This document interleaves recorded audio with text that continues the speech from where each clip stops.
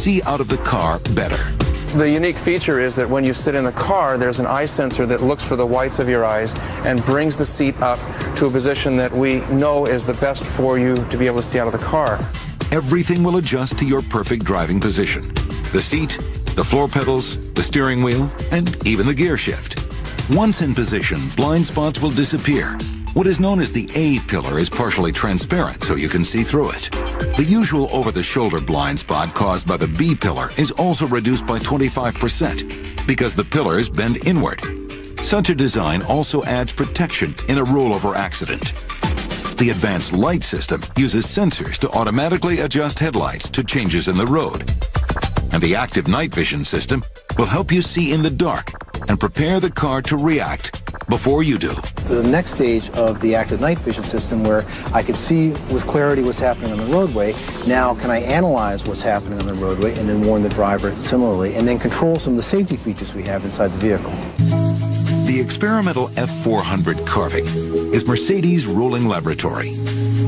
The name Carving says it all. It's like a slalom skier carving turns down a tight course. Its main safety feature is its steering system, called active camber control. When cornering, the car's outer wheels lean into the bend at an angle up to 20 degrees, increasing stability and reducing the danger of spinning. The tilt angle is controlled by a drive-by-wire system, which measures speed, acceleration, steering turning, and lateral forces. Then, its active hydro-pneumatic system optimizes the suspension and shock absorption in line with a changing situation on the road, all at lightning speed. It also uses special tires that are asymmetrical, which means the inner area of the tread is slightly rounded off. When driving straight ahead, the outer tread meets the road. When turning, the inner tread is in contact. Mercedes says the system improves lateral force by as much as 30% to 1.3 Gs. It all adds up to handling cornering at higher speeds, more like a motorcycle than a car. One thing is clear. The high-tech car of the future will do everything it can to make our lives safer. But will we be giving it too much responsibility? The driver is really the most important safety feature. We can do a lot. We can add more and more technology, but it's the driver. I think there was a natural backlash to giving over too much control to technology. We like technology to offer us conveniences and safety measures, but I don't think very many people yet are ready to sort of turn over control of the vehicle to a microprocessor and just become a passenger. We like to drive. If we didn't, we could take a bus, take a train, take a plane.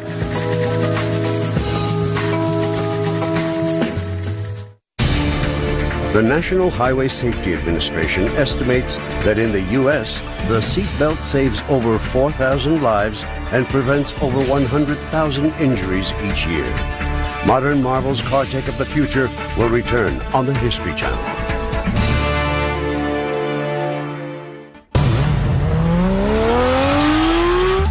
There are cars, and then there are sports cars. Close to the ground, wind in your face, the world seems to have a love affair with the sports car. Sports cars are meant to be driven, as opposed to passenger cars, which are meant to be ridden in. These are cars that, theoretically, their entire purpose is to entertain the driver and one very lucky passenger. There's a lust factor, frankly, that you want to connect with, a certain freedom, a youthfulness, a time of life, an attitude toward life. Brands like Mustang, Corvette, Thunderbird come to symbolize something in all of our psyches, and that really doesn't go away. But it's not just about fun. Sports cars play an important role in the future of car technology. Since 1904, when Mercedes turned its first race car into a road car, cutting-edge innovations have been trickling down from the racetrack, going first into sports cars, and finally into regular passenger vehicles. The role of motorsport has been an immense provocateur of technology improvement. Their engineers are in that gymnasium that's called motorsports. They're being exercised right up to the last tenth or millisecond to gain speed in handling, in power, in transmission, in electronics, in traction control, in braking efficiency, in everything that's related to the motor vehicle. Probably the biggest inroads of racing technology into traditional passenger vehicles is in the tires. Passenger car tires used to be really bad. You know, how often do you get blowouts and flats all the time? You go around a corner relatively slow and you hear the tires squeal. Today's passenger car tires are actually as good as race car tires were 20 years ago. Race cars exert tremendous gravitational forces and heat at high speeds. So tire makers have developed synthetic compounds that have excellent performance characteristics in a variety of racing situations. Furthermore, tread designs have been customized for dry or wet track conditions. Racing teams must choose the right tire for a particular track and weather conditions on a given race day. Like so many factors in racing, it's a science. Race cars have advanced aerodynamics, and a lot of the lessons learned from developing those aerodynamics have been passed on to traditional passenger cars of today. Other things that come from racing are these onboard diagnostic computers that are continuously monitoring the functions of our cars. That kind of started out as the crew chief sitting on the side of the track with telemetry monitoring what's going on in the engine of that race car to keep track of that. While many production car manufacturers have participated in racing with varying degrees of success, fewer names are synonymous with both race and street cars. Perhaps none personify this idea more than the name Ferrari.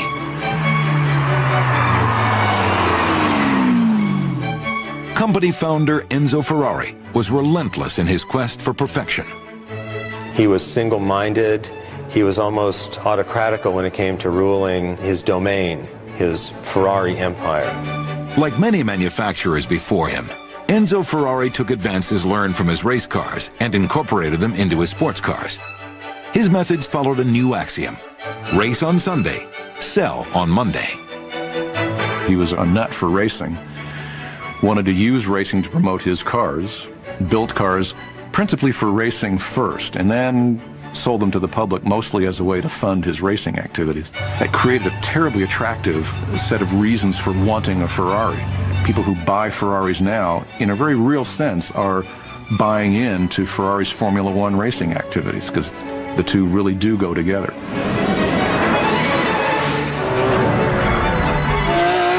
Ferrari's latest bid for supercar supremacy is the Formula One-inspired Ferrari Enzo, a 660 horsepower V12 rocket that bursts from 0 to 60 in 3.1 seconds and has a top speed of over 200 miles per hour. Just as aerodynamics dominate their Formula One car designs, the Enzo's form follows the same function: to pierce through the atmosphere with the least resistance.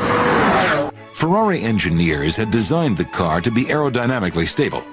They've used extensive wind tunnel tests to maximize airflow in order to optimize downdraft and drag forces. They've also borrowed electronic shifting controls from their Formula One cars that are mounted on the steering wheel, so the driver's hands are kept where they're needed most. And the steering wheel even displays the tachometer's readings in a series of LEDs. The Enzo is as close to the Ferrari Formula One driving experience as an owner can get. The price tag, a cool $660,000. And then there is the Porsche. Dr. Ferdinand Porsche is credited with creating the Volkswagen Beetle in the 1930s.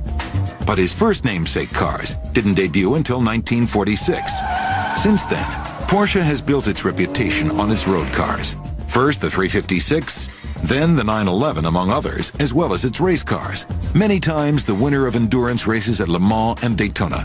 While the company's flagship has been the 911 Turbo, a brand new Porsche supercar has joined the ranks, the Carrera GT. The Carrera GT represents the epitome of the company's illustrious track record for technical innovation. Like the 911 Turbo, the Carrera GT could compete on a racetrack with few modifications. Its suspension is tight, its center of gravity low, its carbon fiber body very lightweight, and its aerodynamics maximized. The rear spoiler is signature Porsche. It can be electronically raised for maximum downforce at high speeds. Combined with its integrated front spoiler, which keeps the front end from lifting at top speeds, the Carrera GT makes the most of its 5.5-liter, 560 horsepower V10 engine. Top speed, a breathtaking 205 miles per hour. To slow down, Porsche has given the car its ceramic composite brakes. The ceramic brake disc is a specially treated carbon fiber material, cross-drilled and internally vented. The brake pad is a composite material. Together, they greatly reduce heat generated from hard braking and have optimum resistance to brake fade. Of course, all this technology, as well as its pedigree, has just as impressive a price tag, $440,000. In its first year, Porsche plans to build only 1,500 Carrera GTs.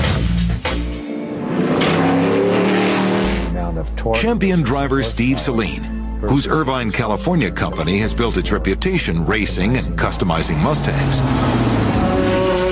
and competition cars, is now building his own version of the car of the future. The $360,000 Saleen S7 is a direct translation of racing technology adapted to street use. A lot of sports cars or supercars have really been developed out of racing. Our motorsports background has really enabled us to take almost 99% of what we've learned on the racetrack and put it into our street cars. Every S7 is custom built by hand. Its 560 horsepower, all aluminum V8 can hit top speeds in excess of 200 miles an hour. Its dynamic styling is made possible by knowledge gained in the aerospace industry. Aerospace is using a lot of exotic materials. Those materials are making their way now into passenger and production cars. The S7's body, for example, is 100% carbon fiber. Carbon fiber is as strong as aluminum and ultra-lightweight, and it can be formed in ways metal can't. This advantage is more than cosmetic. It's all about keeping the car glued to the road at high speeds. Its 64 air vents enhance the S7's aerodynamics. The vents funnel the oncoming air around and through the car, reducing drag and improving downforce. We have achieved a very elaborate system of vents and ducts that allow a continuous airstream throughout the whole car. That starts at the front, through what you see here with the vents and the ducting, into an airfoil literally on the side of the car, which then in turn channels it into the engine compartment and then back through the back of the car, giving us the best aerodynamics of any production car on the road today. With a price tag of around $400,000, the power of the S7 will remain in the hands of a few. But Steve believes you're getting a glimpse of the future of everyday automobiles when you feast your eyes on his supercar. What we're really watching, and I think you'll see, is that the use of these materials and the layout and the way it gets adapted from the racing will eventually make its way into everyday passenger cars. And it just is a matter of time and a matter of cost before it becomes more and more prevalent. In 1911, Ray Haroon won the Indianapolis 500 without the use of a riding mechanic.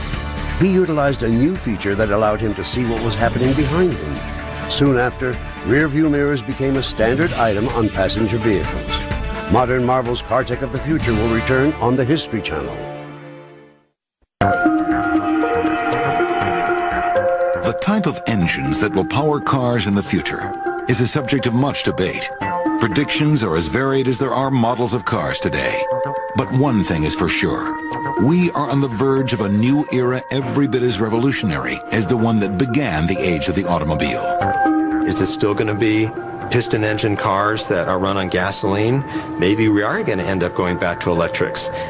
There's this new propulsion system called fuel cells. Maybe we're going to start turning to that now. So it's very much up in the air, just like it was back then. At the beginning of the 20th century, the technical future of the horseless carriage was undecided. There was no dominant technology. Early cars were powered in a variety of ways.